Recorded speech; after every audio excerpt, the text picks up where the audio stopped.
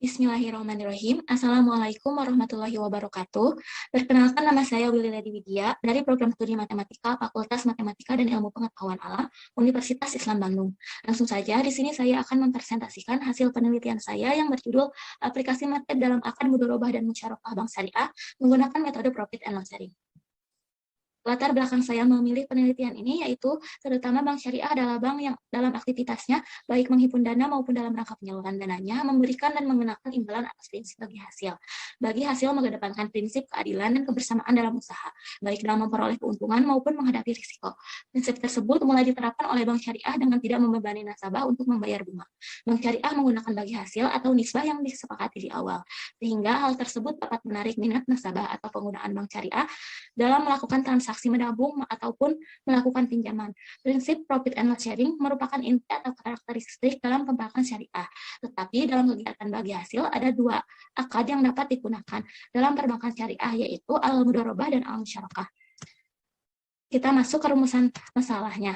Yang pertama, tujuan saya mengambil penelitiannya ini yaitu untuk menentukan perbedaan antara ketentuan akad mudharabah dan akad musyarakah pada pembiayaan bank syariah. Yang kedua, untuk menentukan bagi hasil pada pembiayaan bank syariah menggunakan ketentuan akad mudharabah dan akad musyarakah dengan bantuan program MATLAB. Yang pertama, bank syariah. Bank syariah adalah bank yang beroperasi sesuai dengan prinsip-prinsip syariah Islam, yaitu mengikuti ketentuan-ketentuan syariah khususnya yang menyangkut dengan tata cara bermuamalah secara Islam. Bahas di sini yaitu produk penyaluran dana bagi hasil menggunakan akad mudharabah dan akad musyarakah. Kita masuk ke ketentuan akad mudharabah. Di sini ketentuan akad mudharabah, apabila suatu usaha sepenuhnya akan dibiayai oleh pihak bank dan nasabah hanya sebagai pelaku usaha atau pengelola usaha. Apabila usaha tersebut mengalami keuntungan, maka keuntungan tersebut akan dibagi dua atau dibagi sesuai dengan ketentuan yang telah disepakati di awal akad. Sedangkan apabila kerugian, maka kerugian tersebut akan ditanggung oleh pihak bank sepenuhnya. Dan untuk akad musyarakah, karena akad musyarakah merupakan akad kerjasama, maka suatu usaha tersebut dibiayai oleh kedua belah pihak, oleh pihak bank dan oleh pihak nasabah. Namun pihak bank juga harus ikut berkontribusi dalam usaha tersebut. Apabila mendapatkan keuntungan, maka keuntungan tersebut akan dibagi dua sesuai dengan nisbah yang telah disepakati di awal akad. Dan apabila rugi pun sama, akan dibagi dua sesuai dengan nisbah yang telah disepakati di awal akad.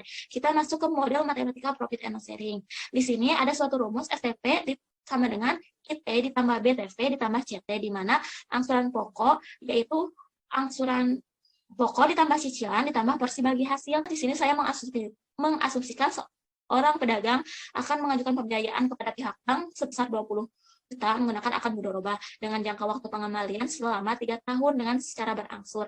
Dan di awal akad sudah terjadi nisbah sebesar bagi hasil sebesar 50% dan banding 50%. Ini merupakan data asumsi yang saya pakai untuk perhitungannya.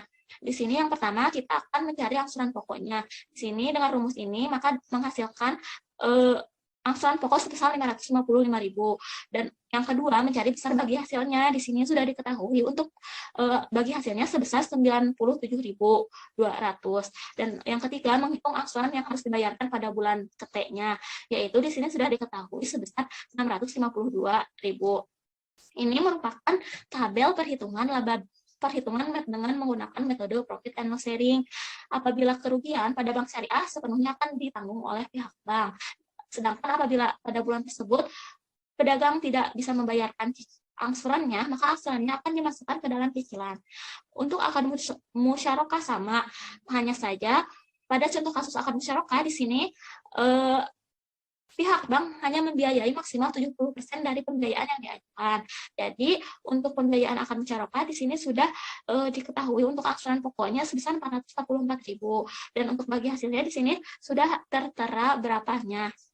Dan ini merupakan tabel metode profit and loss sharing pada pembiayaan akad musyarakah. Di sini apabila mengalami kerugian, maka kerugian tersebut akan dibagi sesuai nisbah yang telah disepakati di awal, yaitu, dan setelah itu akan dijumlahkan dengan angsuran pokok, sehingga di sini terjadi cicilan sebesar Rp381.000. langsung saja masuk ke implementasinya menggunakan program MATLAB. Di sini saya membuat sebuah program di MATLAB untuk memudahkan seorang nasabah menghitung besarnya angsuran yang harus dibayarkan atau nisbah bagi hasilnya. Di sini tampilan awalnya, dan ini adalah contoh perhitungan dengan akad musyarakah, dan hasilnya sama seperti tadi yang telah saya sampaikan secara manual.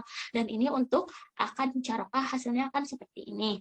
Kesimpulannya, berdasarkan implementasi metode profit and loss sharing untuk akad mudharabah dan akad musyarakah, maka dengan program MATLAB, seorang calon nasabah akan lebih mudah menghitung besarnya angsuran pokok ketika ingin mengajukan pembiayaan, dan besarnya angsuran yang harus dibayarkan setiap bulannya dipengaruhi oleh laba bersih yang didapat setiap bulannya, sedangkan cicilan terjadi apabila laba bersih yang didapat kurang atau sama dengan 0. Cicilan tersebut harus dibayarkan pada bulan berikutnya. Pada pelaksanaan metode profit and loss sharing menggunakan akad mudharabah, besar cicilan akan dipengaruhi dengan angsuran pokok, sedangkan pada pelaksanaan akad musyarakah, besar cicilan akan didapat dari besar angsuran ditambah dengan besar bagi hasil kerugian. Mungkin itu yang dapat saya sampaikan. Mohon maaf bila terdapat kesalahan. Wassalamualaikum warahmatullahi wabarakatuh.